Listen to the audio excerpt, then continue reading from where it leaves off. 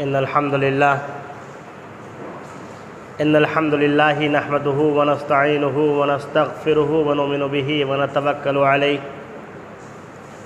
ونعوذ بالله من شرور أنفسنا ومن سيئات أعمالنا من يهده الله فلا مضل له ومن يضلله فلا هادي له وأشهد أن لا إله إلا الله وحده لا شريك له وأشهد أن محمدا عبده ورسوله أعوذ بالله من الشيطان الرجيم بسم الله الرحمن الرحيم يا أيها الذين آمنوا اتقوا الله حق تقاته ولا تموتن إلا وأنتم مسلمون يا أيها الناس اتقوا ربكم الذي خلقكم من نفس واحدة وخلق منها زوجها وبث منهما رجالا كثيرا ونساء واتقوا الله الذي تساءلون به والأرحام إن الله كان عليكم رقيبا يا أيها الذين آمنوا اتقوا الله وقولوا قولا سديدا يصلح لكم أعمالكم ويغفر لكم ذنوبكم ومن يطع الله ورسوله فقد فاز فوزا عظيما أما بعد فإن خير الحديث كتاب الله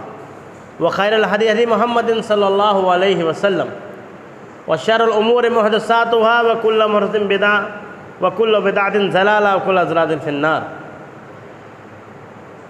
قال النبي صلى الله عليه وسلم قال أقبل علينا رسول الله صلى الله عليه وسلم فقال يا معشر المهاجرين خمس إذا ابتليتم بهن وأعوذ بالله أن تدركوهن لم تظهر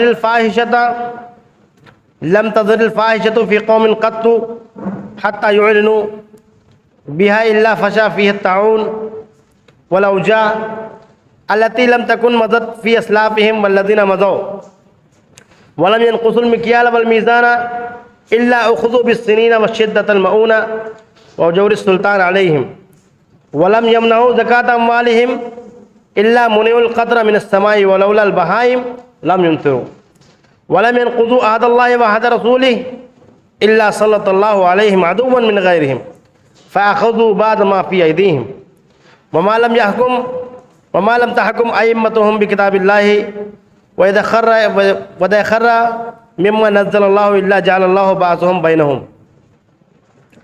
تمام تعریف، بزرگی، بڑائی، کبریائی، حمد و ثنا اللہ رب العالمین کے لیے لائق اور زیبا ہے، جس نے تنہا اس کائنات کو پیدا کیا. بے شک وہی خالق ہے، وہی مالک ہے، وہی رازق ہے. سبحان اللہ و بحمدہ سبحان اللہ العظیم. بے شمار درود و سلام نازل ہو ہمارے آخری پیغمبر، شافی محشر، امام الانبیاء، سید المرسلین محمد رسول اللہ صلی اللہ علیہ وسلم پر، جن کے ذریعے اللہ رب العالمین نے ہماری رشد و ہدایت کی. محترم حاضرین جمعہ، ابھی آپ حضرات کے سامنے میں نے خطبہ مسنہ کے بعد ایک حدیث پڑھی. یہ حدیث سنن ابن ماجہ کی ہے. اس میں اللہ کے نبی محمد صلی اللہ علیہ وسلم نے 5 پیشین گوئیاں کی تھی اور 5 پیشین گوئیوں کے عذاب بھی بتائے تھے. نبی صلی اللہ علیہ وسلم اپنی امت کو خبردار کر رہے ہیں کہ دیکھو 5 برائیاں اگر تمہارے درمیان پائی جائیں گی تو تم عذاب میں گھیر لیے جاؤ گے. سب سے پہلی برائی کیا ہے؟ سب سے پہلی پیشن گوئی نبی صلی اللہ علیہ وسلم کی ہے، لم تظہر الفاحشۃ فی قوم قط. نبی صلی اللہ علیہ وسلم نے مہاجرین سے خطاب کیا اور کہا اے میرے مہاجر صحابیوں، میں 5 چیزوں سے ڈرتا ہوں، تمہارے درمیان کی 5 چیزیں تمہارے درمیان پائی جائیں گی. وَأَعُوذُ، اور میں پناہ مانگتا ہوں اللہ کی وہ 5 چیزیں میری امت میں آئیں. میں پناہ مانگتا ہوں کہ ان 5 مصیبتوں سے جو میری امت میں آنے والی ہیں، میں پناہ مانگتا ہوں کہ تم کو وہ چیز مل جائے. نبی صلی اللہ علیہ وسلم پیشن گوئی کر رہے ہیں کہ 5 مصیبتیں، 5 پریشانیاں، 5 طرح کے عذاب تم کو آ لیں گے اور میں پناہ مانگتا ہوں کہ وہ تم کو آ گھیریں. سب سے پہلی چیز، سب سے پہلی پیشن گوئی نبی صلی اللہ علیہ وسلم نے کی کہ جب کسی قوم میں عریانیت، فحاشی، بے حیائی، ننگا پن عام ہو جائے گا، اعلانیہ لوگ کریں گے، حتیٰ یعلنوا، یہاں تک کہ لوگ اعلان کریں گے. کیا ہوگا؟ الا فشا فیہم الطاعون، تمہارے درمیان اگر یہ چیز پائی گئی تو اللہ رب العالمین طاعون بھیج دے گا، تمہارے وبائی امراض دنیا میں ڈال دے گا. والاوجاع، اور ایسی ایسی بیماریاں جو پہلے کسی نے سنی نہیں ہوگی، ایسی ایسی بیماریاں جس کا نام و نشان گزشتہ لوگوں نے نہیں لیا ہوگا، جو گزر چکے ہیں. آئیے اس حدیث پہ رک کر بات کرتے ہیں. آج بے حیائی کا کیا عالم ہے، ننگے پن کا کیا عالم ہے، فحاشی کا کیا عالم ہے. ایک انسان فحاشی کو اپنا ٹیلنٹ سمجھتا ہے، ننگے پن کو سوچتا ہے کہ یہ میرا ہنر ہے، میں اس چیز میں ماہر ہوں. اور لوگ انسٹا پہ ریل بناتے ہیں، یوٹیوب پر ڈالتے ہیں، اور پھر لوگوں سے اپیل کرتے ہیں. پہلے تو ننگا پن دکھایا، فحش چیزیں بنائی، اس کا اعلان کر رہے ہیں کہ دیکھو اس کو لائک ضرور کرنا، اس کو شیئر ضرور کرنا، اور اس کو سبسکرائب ضرور کرنا. ہو رہا کہ نہیں ہو رہا؟ آج ہم مسلمانوں کی بچیاں نہ جانے کتنی سوشل میڈیا پہ جڑی ہوئی ہیں، صرف بے حیائی پھیلا رہی، کھلے عام ننگا پن. اللہ رب العالمین نے کیا کیا؟ اللہ رب العالمین نے طاعون بھیج دی، ایسی بیماریاں ڈال دی کہ اس سے پہلے کسی نے اس کا نام تک نہیں لیا. آپ دیکھیے ابھی جو وبا گزری ہے، کیا اس سے پہلے ایسی کوئی وبا تھی کہ پوری دنیا لاک ڈاؤن ہو جائے، پوری دنیا بند ہو جائے؟ سارے اسپتال ہونے کے باوجود، ساری طبی سہولیات کے باوجود بھی لاکھوں لوگوں نے جانے دی. ہم اور آپ صرف نشانہ بناتے ہیں حکومت کو، لوگوں کو، کہ یہ لوگ ایسے ہیں، وہ لوگ ایسے ہیں. ہم اپنے گریبان میں جائیں گے کہ ہم لوگ کیسے ہیں. نبی صلی اللہ علیہ وسلم کی پیشن گوئی ہے، اگر ننگا پن عام ہو جائے گا تو اللہ رب العالمین ایسی بیماریاں ڈال دے گا. کون ڈالے گا؟ اللہ رب العالمین. سلنڈر آکسیجن کے ہونے کے باوجود بھی لوگ انتقال فرما جائیں گے، نہیں مل پائے گی. پیسہ لوگوں کے پاس بھرا پڑا تھا، لوگوں کے تعلقات تھے، بڑے بڑے عہدوں پر لوگ تھے، لیکن ان کی موت نے ان کو آ گھیرا. کیوں؟ یہ اللہ رب العالمین کی طرف سے بیماریاں ہوتی. وجہ کیا ہے؟ ننگا پن. کوئی ٹوکنے والا نہیں ہے، کوئی نکیر کرنے والا نہیں. بے حیائی بڑھتی جا رہی ہے، ننگا پن بڑھتا جا رہا ہے، اور اس کو لوگ ہنر سمجھتے ہیں. نبی صلی اللہ علیہ وسلم نے کہا کہ اور اس کا لوگ اعلان کریں گے فحش چیزوں کا، ننگے پن کا، عریانیت کا، بے حیائی کا، اس کا اعلان کریں گے لوگ.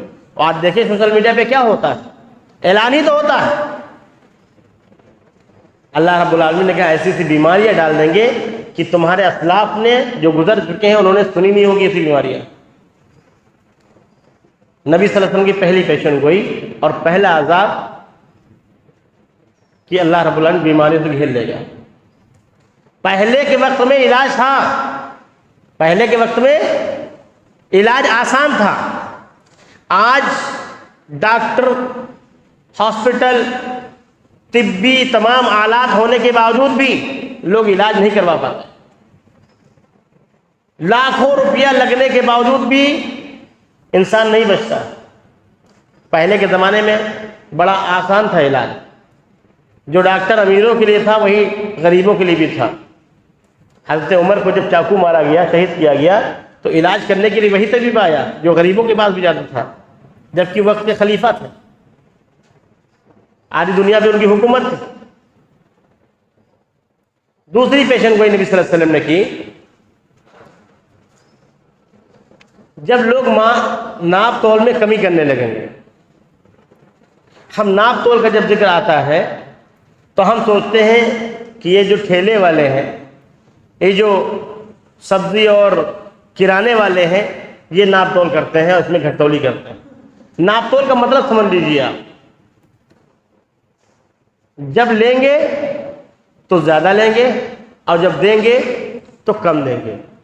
چاہے جس فیلڈ میں ہو، چاہے جیسا بھی کاروبار آپ کا ہو، چاہے آپ سروس میں ہو، چاہے کسی کمپنی میں ہو، یہاں تک کہ اگر کسی آپ ادارے میں ہیں، کیا ہوتا ہے؟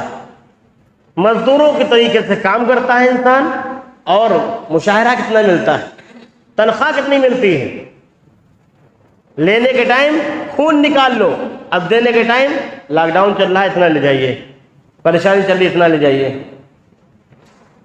اس لاک ڈاؤن میں 75% مدرسوں کا یہی حال ہو گیا ہے، سب کا تعلیمی نظام درہم برہم ہو گیا ہے۔ ناپ تول کی کمی کا تو سمجھ گئے، لینے کے ٹائم پورا آپ کو 24 گھنٹے کا غلام بنا کر کے کوئی کمپنی والا، اس کے بعد میں آپ کو قیمت دیتا ہے صرف 10,000 12,000۔ یہ کیا ہے؟ لینے کے ٹائم 100% وہ ٹارگٹ، یہ اس کو پہنچنا ہے، اس لیول تک بزنس کو لے کر کے جانا ہے، تنخواہ کتنی ہے؟ 0۔ یہ ناپ تول میں کمی ہے۔ لینے کے ٹائم 100%، دینے کے ٹائم 25% 50%، جتنی محنت کی اتنا نہیں دیا۔ امام رکھا 24 گھنٹے کی اس کی ڈیوٹی رکھی، مؤذن رکھا 24 گھنٹے کی ڈیوٹی ہے، مکتب ہی پڑھاؤ گے، بچوں کو ہی پڑھاؤ گے، 5 وقت کی نماز ہی پڑھاؤ گے، اذان بھی دو گے، اور تنخواہ کے طور پر 4500 5500 7500۔ یہ ظلم نہیں ہے کیا؟ یہ ناپ تول میں کمی نہیں ہے کیا؟ اور کمیٹی والے الگ سے پریشان کرتے ہیں تمام ائمہ کو، تمام علماء کو۔ یہ ناپ تول میں کمی ہے، یہ پیشن ہوئی کہ اللہ کے نبی صلی اللہ علیہ وسلم نے کہ اگر تم ناپ تول میں کمی کرو گے تو میں کیا کروں گا؟ قحط سالی لے آؤں گا، معاشی تنگی لے آؤں گا، اور جو تم میں اونچی پوسٹ والے ہوں گے، تھوڑا سا جس کا حکم چلتا ہوگا، وہ اپنے سے نیچے والے کو ستائے گا۔ آج چاہے جس کمپنی میں آپ ہو، چاہے جس کاروبار میں آپ ہو، آپ سے جو اوپر ہے وہ آپ کی حق تلفی کر رہا ہے، آپ کی حق تلفی کر رہا ہے۔ ایک غریب سے غریب انسان اگر کسی سرکاری انسان کے پاس جاتا ہے تو وہ بھی رشوت مانگتا ہے، جبکہ اس کے پاس بھرا پڑا صرف پاور کی وجہ سے، کیونکہ وہ عہدے کا مالک ہے، وہ آپ پر ظلم کر رہا ہے۔ یہ کیوں ہے؟ ناپ تول میں کمی۔ یہ جو برائیاں بیان کی جا رہی صرف مسلمانوں کی نہیں، یہ عام انسانوں کی، قوم کی برائیاں ہیں، انسانوں کی برائیاں ہیں۔ انسان جب برا کرے گا تو اللہ رب العالمین اچھا نہیں کرے گا، اللہ رب العالمین آزمائش کرے گا، عذاب ڈالے گا۔ تو ناپ تول میں کمی کریں گے تو کیا ہوگا؟ قحط سالی پڑے گی، معاشی تنگی، ورلڈ لیول پہ معیشت گر جائے گی، سب کا کاروبار نیچے ہو جائے گا۔ کمائیں گے لیکن پورا نہیں ہوگا۔ پہلے کیا ہوتا تھا؟ ایک انسان کماتا تھا اور 4 گھر میں فیملی ممبر ہو چاہے 12 ہو، سب کو کیلے کھلاتا تھا اور سبھی لوگ شان سے کھاتے تھے۔ آج 12 لوگ کماتے ہیں تب بھی پورا نہیں ہو رہا ہے۔ یہ کیا ہے؟ ہم اگر دوسرے کا حق مار رہے کسی بھی سطح پر، کسی بھی سطح پہ، ہم لینے کے ٹائم کام 100% لے رہے ہیں اور تنخواہ کے ٹائم 50% 25% دے رہے ہیں، 35% دے رہے ہیں۔ ناپ تول میں کمی ہے۔ جو حق ہے اس کو حق نہیں دے رہے تو اللہ تعالیٰ تمہارے کاروبار میں برکت ختم کر دے گا۔ اللہ رب العالمین کاروبار میں، معیشت میں تنگی لے آئے گا۔ تیسری، وَلَمْ يَمْنَعُوا زَكَاةَ أَمْوَالِهِمْ، اور جو لوگ اپنے مال کی زکات نہیں نکالتے۔ اب معاملہ مسلمانوں سے ہے، ابھی تک تو سماجک برائیاں تھیں، اب مسلمانوں کی طرف ٹاپک آیا ہے، جبکہ نبی صلی اللہ علیہ وسلم مہاجرین کو خطاب کر رہے ہیں۔ اور جب لوگ اپنے مال کی زکات نہیں دیں گے تو اللہ رب العالمین کیا کرے گا؟ إِلَّا مُنِعُ الْقَطْرَ مِنَ السَّمَاءِ، آسمان سے ایک قطرہ بارش نہیں کرے گا۔ ابھی آپ سوچتے ہیں کہ ہم زکات نکال رہے ہیں، اس کا مطلب پانی برس رہا ہے، پانی تو برس رہا ہے، آج بھی موسم بارش والا ہے، تو اس کا مطلب ہم لوگ زکات نکالتے ہیں۔ سن لیجئے، ابھی پوری حدیث سنیے، وَلَوْلَا الْبَهَائِمُ لَمْ يُمْطِرُوا، اگر یہ جانور نہ ہوتے تو اللہ رب العالمین ایک قطرہ نہیں برساتا۔ شرمندگی کی بات ہے کہ اللہ رب العالمین ہمارے لیے پانی نہیں برسا رہا، یہ جانوروں کا پانی ہم لوگ پی رہے ہیں۔ کیوں؟ 2.5% زکات ہے سال میں، اور وہ پوری طریقے سے ہم نہیں نکالتے۔ ایمانداری کی بات، یہ ہم اور ہمارا اللہ رب العالمین جانتا ہے کہ ہم ایمانداری سے زکات نہیں نکالتے، اور اللہ کی راہ میں خرچ نہیں کریں گے تو اللہ تعالیٰ کیا کرے گا؟ برکت ختم کر دے گا۔ بارش کا ایک قطرہ ہمارے لیے نہیں، جانوروں کا پانی ہم پی رہے ہیں۔ زکات تو نکلتی سال میں، جبکہ نبی صلی اللہ علیہ وسلم کی احادیث میں یہ ہے کہ صدقہ کیا کرو، صدقے سے گناہ جھڑ جاتے ہیں، گناہ معاف کرتا ہے اللہ رب العالمین۔ کتنا ہم صدقہ کرتے ہیں؟ صدقہ چھوڑیے، ہم جو سروس استعمال کر رہے ہیں دینی، ہم کسی ہوٹل میں جائیں اور وہاں پر کھانا پانی کھائیں، اس کے بعد میں بل آتا ہے، اس میں جی ایس ٹی بھی لگی ہوتی ہے، ویٹر کو ٹپ بھی دیتے ہیں، وہ اپنے ہوٹل کا صرف کھانے کا بل نہیں لیتا ہے بلکہ ہول ڈیکوریشن کا وہ پیسہ لیتا ہے، پوری چیزوں کا۔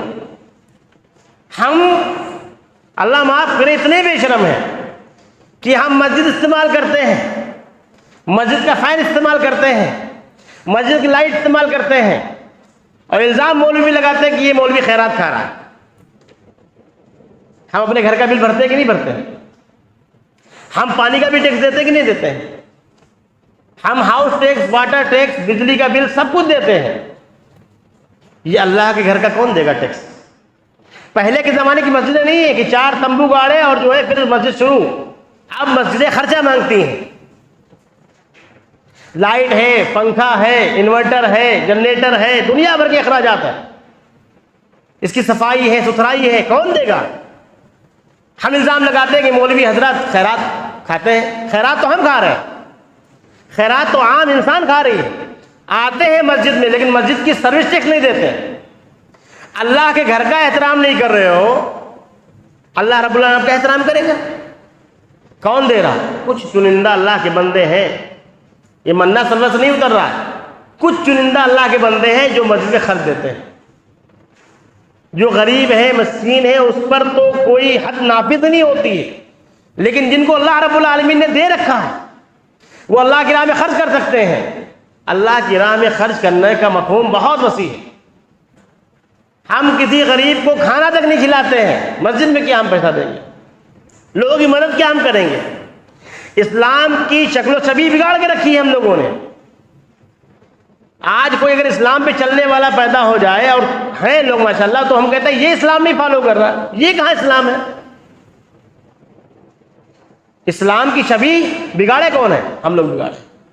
زکوٰۃ کا مصرف صرف اسلام میں، صدقے کا مصرف صرف اسلام میں، اور ہم لوگ اس کو برتتے نہیں۔ نبی صلی اللہ علیہ وسلم کی زندگی دیکھیے، ہم کیا کسی کو دیں گے؟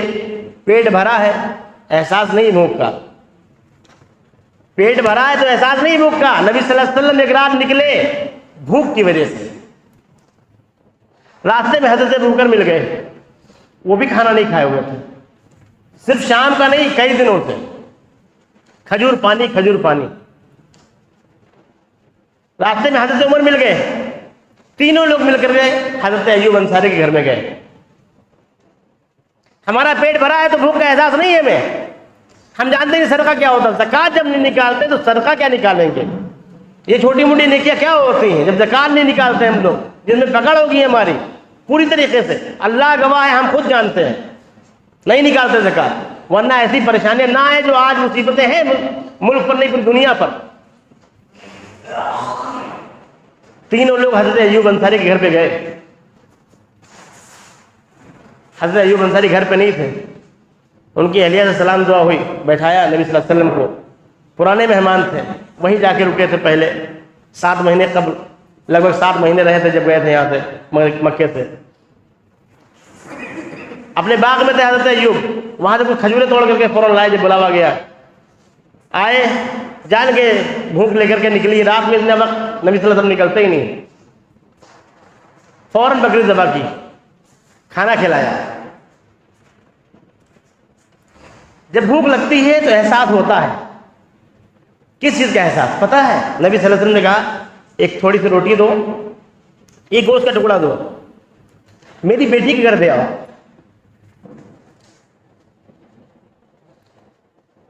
کھانا نہیں کھایا تھا، خود نہیں کھایا، خود کی بیٹی نہیں کھایا، نبی صلی اللہ علیہ وسلم رحمت للعالمین ہو کر کے بھوکے ہیں، اور بھوکے رہ کر کے ہی بھوک کا احساس ہوتا ہے. ہمارے پیٹ بھرے ہوئے نا، احساس نہیں کرتے بھوک کا. 2-4 دن بھوکے رہ کر کے ذرا احساس کیجئے کہ لوگ کیسے زندگی گزار رہے ہوں گے.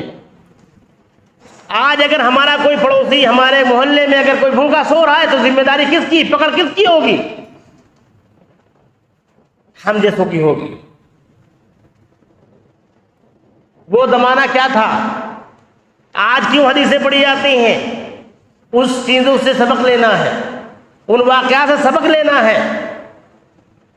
روزہ کیوں رکھوایا جاتا ہے؟ تاکہ بھوک کا احساس ہو، غربت کا احساس ہو. جو غریب اللہ رب العالمین نے کر رکھے ہیں لوگوں کو، کوئی خود غریب نہیں ہوتا، اللہ رب العالمین ہی غریب کرتا ہے امیروں کو آزمانے کے لیے. اللہ نے ہم کو زندگی اور موت اور یہ ساری چیزیں دی ہیں صرف آزمائش کے لیے دی ہیں. ہم کتنا اللہ رب العالمین کو چاہتے ہیں، جب بندوں کو نہیں چاہیں گے. اللہ رب العالمین کے ہی بندے بنائے ہوئے ہیں. کئی بار حدیثیں بیان کی جا چکی ہیں کہ وہ بندہ بھوکا تھا، کیوں نہیں گئے اس کے پاس؟ میں بھوکا تھا، اللہ رب العالمین کہتا ہے الخلق عیال اللہ. ہم صدقہ کیا دیں گے، ہم زکوٰۃ کیا دیں گے؟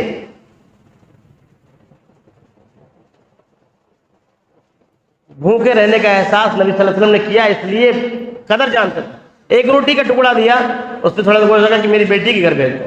حضرت علی رضی اللہ تعالیٰ عنہ، جن کے لیے لوگ لڑتے ہیں کہ وہ آخری خلیفہ تھے کہ پہلے خلیفہ تھے، عمل نہیں دیکھتے، خود بھوکے تھے. آج جن کے پیٹوں میں چربی چڑھی ہوئی ہے وہ ڈیبیٹ کرتے ہیں حضرت علی کے نام پہ، رضی اللہ تعالیٰ عنہ کے نام پہ، اور ان کے عمل کو کوئی نہیں لیتا. حضرت امام حسین کو، امام حسن کو کوئی نہیں لیتا عمل پہ، اور ڈیبیٹ کرتے ہیں لوگ. چوتھی چیز اللہ کے نبی صلی اللہ علیہ وسلم نے کہا وَلَنْ يَنْقُضُوا عَهْدَ اللَّهِ وَعْدَ رَسُولِهِ، اور جب لوگ اللہ اس کے رسول کے عہد کو توڑ دیں گے، ہم نے اور آپ نے، ہم سب نے اللہ رب العالمین سے، نبی صلی اللہ علیہ وسلم سے عہد لے رکھا ہے کہ اللہ ہم تیری ہی عبادت کریں گے، صرف لا الہ الا اللہ، کوئی معبود برحق نہیں، صرف اللہ رب العالمین تو ہی ہے، اور محمد رسول اللہ کی یہ عبادت جو کرنی ہے وہ نبی صلی اللہ علیہ وسلم کے طریقے پہ کرنی ہے، محمد صلی اللہ علیہ وسلم کی پیروی کرنی ہے، محمد صلی اللہ علیہ وسلم کے نقش قدم پر چلنا ہے. یہ عہد ہم نے توڑ دیا، یہ عہد ہم نے توڑ دیا. اللہ کی توحید اور نبی صلی اللہ علیہ وسلم کی رسالت کو کھو بیٹھے. اور سنیے، بہت لوگ سماج میں کام کرتے ہیں، مسلمانوں میں اتحاد ہونا چاہیے، مسلمانوں میں اتفاق ہونا چاہیے، رفاہی کام کرنے چاہیے. جو بندے اللہ کا حق نہیں ادا کر رہے ہیں، جو ان سے عہد کر رکھا ہے اللہ رب العالمین سے ہم لوگوں نے، وہ ہم بندوں کا کیا حق ادا کریں گے؟ جو ہمارا کریٹر ہے، جو ہمارا خالق ہے، اس کے حق ادا نہیں کر رہے ہیں ہم، تو ہم لوگوں کے حق کیسے ادا کریں گے؟ اللہ رب العالمین، اللہ کے نبی صلی اللہ علیہ وسلم نے کہا کہ ہم کیا کریں گے؟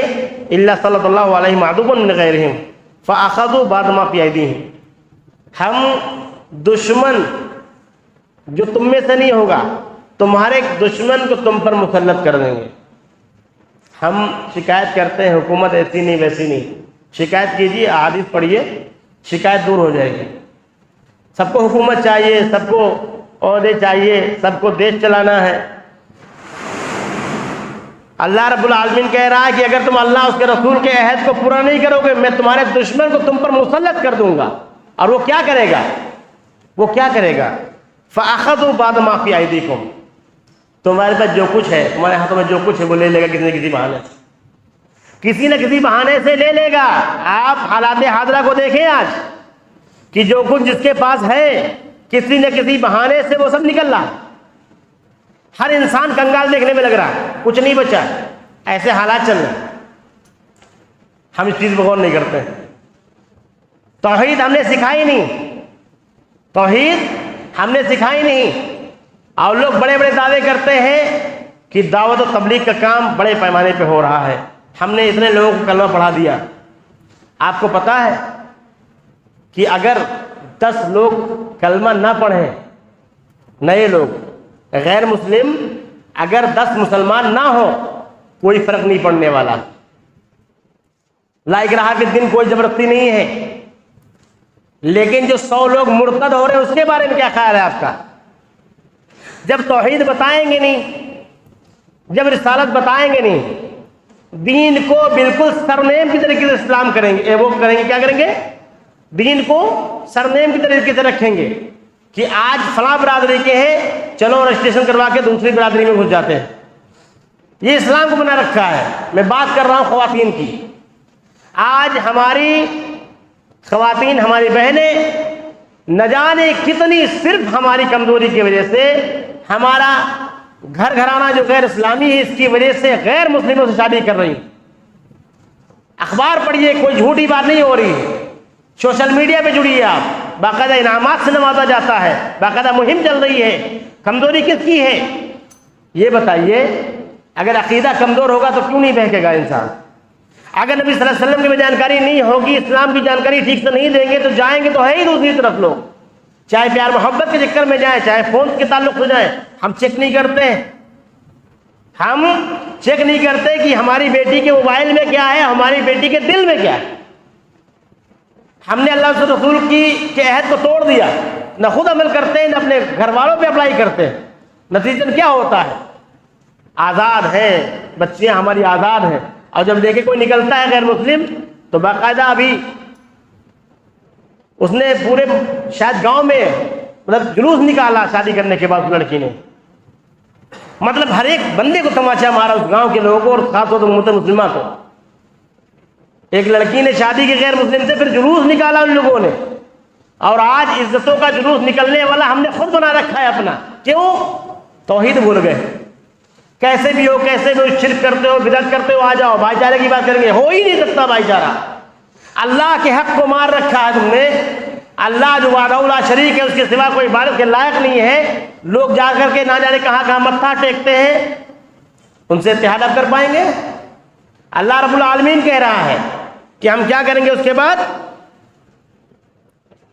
ظالم قوم مسلط کر دیں گے تمہارے اوپر، ظالم حکمران ڈالیں گے، سب چھین لے گا تم سے، تمہاری عزت، تمہاری آبرو، تمہاری دولت، تمہارا رہن سہن سب لے لے گا اللہ رب العالمین. کون کہہ رہا؟ اللہ رب العالمین کہہ رہا ہے. 5 لوگوں کو کلمہ پڑھا دیا، تیر مار دیا، بڑی بات نہیں ہے. 100 لوگ جو مرتد ہو رہے اس کے بارے میں کیا خیال ہے؟ حضرت ابوبکر رضی اللہ تعالیٰ عنہ کو جب خلافت ملی، مرتدین کا سلسلہ شروع ہو گیا، لوگ اسلام سے پھرنے لگے. حضرت ابوبکر رضی اللہ تعالیٰ عنہ نے پورا لشکر کہاں سے؟ سرحد سے منگوا لیا. کہا فوجی کارروائی کوئی نہیں ہوگی، پہلے یہاں ان سے نپٹوا کر کے. حضرت عمر دور اندیش انہوں نے کہا کہ اے میرے خلیفہ ابوبکر، اے میرے بھائی، تم کس سے جہاد کرنے جا رہے ہو؟ یہ مرتدین جو ہیں تو کلمہ گو ہیں. ہم کیا کرتے ہیں؟ یہ جو شرک و بدعت والے ہیں، یہ جو ادھر ادھر آستانے پہ پوج رہے ہیں، یہ تو کیا ہے؟ یہ ہمارے بھائی ہیں. حضرت ابوبکر نے کہا کہ اگر مدینے میں ایک بھی انسان نہ رہ جائے تو میں اکیلا جہاد کروں گا مرتدین سے. کیوں؟ مرتد کی سزا کیا ہے؟ کوئی نیا آدمی اسلام نہ لے کر کے آئے، کوئی بات نہیں. لا اکراہ فی الدین، کوئی زبردستی دین میں نہیں ہے. یہ بات ثابت ہو چکی ہے. اگر کسی کو گرفتار کیا جا رہا ہے تو غلط طریقے سے حکومت کسی کو چھپانے کے لیے کسی کو دکھاتی ہے. بہت سارے ایشوز ہوتے ہیں، کسی عالم کو اٹھا لیا، کسی بڑے معاملے کو دبا دیا. ایسا ہوتا ہے توجہ ہٹانے کے لیے، توجہ ادھر سے ادھر کرنے کے لیے لوگ ایسا کرتے ہیں. 5 آدمی اگر نئے مسلمان نہ ہوں، لیکن مرتدین کے لیے کیا ہے؟ جو ہمارے گھروں میں لوگ مرتد ہو رہے کیا ہے؟ حضرت ابوبکر نے کہا کہ ہم جہاد کریں گے. سارا لشکر منگا لیا. 100 150 2 3 4 بلکہ 20 ہزار لڑکیاں ایسی ہیں جو غیر مسلم کے ساتھ رہ رہی ہیں آج. کیا خیال ہے آپ کا؟ اللہ کا عہد پورا کیا آپ نے؟ ہم نے نبی صلی اللہ علیہ وسلم کا عہد پورا کیا کہ ہمیں اللہ رب العالمین تیری عبادت کریں گے، اور نبی صلی اللہ علیہ وسلم کا تیری طرز پر عبادت کریں گے. آپ نے جیسے بتایا ویسے اسلام کو سمجھیں گے، اللہ کو سمجھیں گے. ہم نے اللہ کی معرفت نہیں کروائی، ہم نے توحید کا درس نہیں دیا، ہم نے شرک کو شرک نہیں بتایا، ہم نے بدعت کو بدعت نہیں بتایا. کہ نتیجہ کیا نکلا؟ سب ملتا جلتا لگنے لگا، سب ملتا جلتا. کہا یہاں رہو چاہے وہاں رہو، اسلام سرنیم ہے. آج اسلام ہے، کل ہندو ہے، پر تو پنجابی ہے. چلو دفتر چلتے ہیں، چینج کر لیتے ہیں سرنیم. اتنا آسان ہو گیا. جبکہ حضرت ابوبکر کیا کر رہے ہیں؟ جہاد کر رہے ہیں. آخری بات کہہ کر کے میں انشاءاللہ اپنی بات ختم کروں گا. پانچویں پیشن گوئی نبی صلی اللہ علیہ وسلم نے کیا کی؟ وما لم تحکم ائمتهم بکتاب اللہ واذا خر مما انزل اللہ الا جعل اللہ بعثهم بینہم۔ آج کہتے ہیں اختلاف بہت ہے، اختلاف مسلمانوں میں مٹتا ہی نہیں ہے۔ اللہ کے نبی صلی اللہ علیہ وسلم نے کہا کہ اگر ہمارے امام، ہمارے حکمراں، ہمارے ذمہ دار، ہمارے عہدیداران، ہماری تنظیم کے بڑے لوگ یہ اگر اللہ کی کتاب سے جو اللہ نے نازل کی ہے اس کے علاوہ کسی اور چیز سے اگر فیصلہ کریں گے لوگوں کے درمیان، گھرانہ دیکھ کر کے، تعداد دیکھ کر کے، مسلک اور اپناپن دیکھ کر کے اگر یہ فیصلہ کرتے ہیں اور اللہ کی کتاب کو چھوڑ دیتے ہیں تو اللہ رب العالمین نے کہا میں اختلاف ڈال دوں گا، زندگی بھر لڑتے رہو گے عہدے کے لیے، کرسی کے لیے، ہر چیز کے لیے۔ کہتے ہیں عوام سب ایک ہے، علماء اگر جڑ جائیں تو سب جڑ جائیں گے۔ علماء کیسے جڑیں گے؟ جب اللہ کی کتاب قرآن حکیم سے جب فیصلہ کریں گے لوگوں کے درمیان، منہ دیکھی بات نہیں کریں گے، جو دعوت کھلاتا اس کی بات نہیں کریں گے، جو کپڑے ہدیے میں دیتا اس کی بات نہیں کریں گے، کسی کا منہ دیکھ کر کے فیصلہ نہیں کریں گے، بلکہ اللہ کی کتاب سے اگر فیصلہ کریں گے تو اللہ رب العالمین کے اختلاف ہم مٹا دیں گے۔ اگر تم لوگ اپنی مرضی سے اللہ نے جو کتاب نازل کی قرآن حکیم اس کو چھوڑ کر کے کسی اور کتاب سے اپنی پسند کا فیصلہ کرو گے، چاہے جتنے بڑے ذمہ دار ہو تم کسی تنظیم کے، اللہ رب العالمین اختلاف ڈالے گا، کبھی اتحاد نہیں ہوگا۔ اب مسلمان کہتا بھی ہے کہ مسلمانوں میں اتحاد نہیں ہوگا، کیا یہ 5 پیشن گوئیاں پڑھ لیجیے آپ، یہ نبی صلی اللہ علیہ وسلم کی حدیث ہے، سنن ابن ماجہ کی 4019 نمبر حدیث ہے، پڑھ لیجیے اس کو۔ اور جب آپ کو حکومت سے شکایت ہو، لوگوں سے شکایت ہو تو یہ حدیث پڑھ کر کے اپنا جائزہ لیجیے کہ ہم کیا کر رہے ہیں۔ ان ساری چیزوں کے باعث صرف حضرت انسان ہم خود ہیں۔ کہتے نہیں یہ خود سدھر جاؤ تو زمانہ سدھر جائے گا، ہم اپنے اوپر لاگو کریں ہر چیز کو۔ اللہ اس کے رسول کے عہد کو ہم نے توڑ دیا، ایک ایگریمنٹ کیا تھا، ہم نے شپث لیا تھا کہ اللہ کے علاوہ کسی کی عبادت نہیں کریں گے، نبی صلی اللہ علیہ وسلم کے علاوہ کسی کو امام نہیں مانیں گے۔ آج نہ جانے کتنے امام بنے ہوئے، ہم اس کی نہیں اس کی بات مانیں گے۔ ہم محمد رسول اللہ صلی اللہ علیہ وسلم کی ذات کو چھوڑ رہا ہے انسان، سوچیے ذرا، کیا کوئی ان سے بھی افضل ہو سکتا ہے؟ اگر نہیں یہ ہمارے طبقے کے، یہ ہمارے مسلک کے، یہ ہماری تنظیم کے سربراہ ہیں، یہ ان کے تو یہ صاحب ہیں، ان کے تو یہ کارنامے ہیں۔ جب اللہ اس کے رسول کے عہد کو توڑیں گے تو اللہ رب العالمین تمام عذاب میں گھیر دے گا۔ تو یہ 5 پیشن گوئیاں نبی صلی اللہ علیہ وسلم کی تھیں اور 5 طرح کے عذاب بتائے، ان سے بچنا ہے تو صرف قرآن و حدیث پر عمل کرنا ہوگا، پوری طریقے سے اپنے گھر پر نگاہ رکھنی ہوگی، اپنے بہنوں پر، اپنے بھائیوں پر، یہاں تک کہ اپنی بیویوں پر نظر رکھنی ہوگی کہ موبائل میں دیکھ کیا رہے، کس عالم کو سن رہی ہے، کسی سیریل دیکھ رہی ہے۔ جب تک کہ دین ہم پوری طریقے سے اپنائیں گے نہیں اور لوگوں کو دیں گے نہیں، اپنے بھائیوں میں تبلیغ کی ضرورت نہیں، اصلاح کی ضرورت ہے۔ تبلیغ کی نہیں، دوسروں تک اسلام پہنچائیے کے بعد میں کام یہاں بہت زیادہ ہے، مسلمانوں میں بہت کام ہے۔ اور یہ اچھی بات ہے کہ دعوت دینا کسی کو اسلام سے روشناس کرانا کوئی غلط کام نہیں، اس میں بھی ثواب ہے، اجر عظیم ہے۔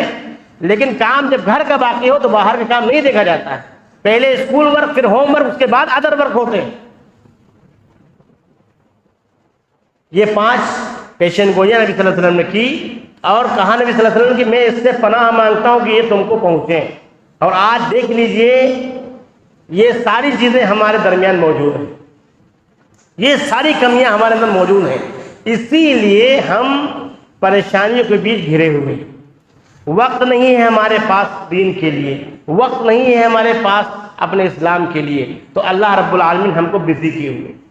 اللہ رب العالمین کی دعا ہے کہ اللہ رب العالمین تمام مسلمانوں کے حالات کی اصلاح کر دے، آمین۔ واخر دعوانا الحمد للہ رب العالمین۔